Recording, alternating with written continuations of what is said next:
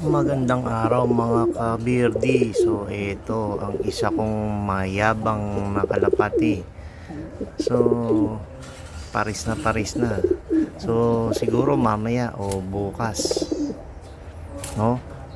Pupunta tayo dun sa pet shop. Ibibili lang natin siya ng kapares para naman masaya siya. Kawawa naman lahat inaasawa niya So yan, barako yan, no? Lalaki.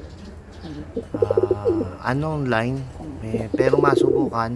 Minsan naman may nabibili sa pet shop na maganda rin na ibon so susubukan natin, paanakin natin, tapos ilaro natin ng siguro ng mga pan race o kaya bahala na kung anong mangyari. So yan lang. So wala pa siyang pangalan so baka may naisip kayong pangalan niya, pangalanan niyo nga. Tignan natin, tapos yung magiging anak niya ibibigay natin sa mananalo. Okay? Thank you and God bless.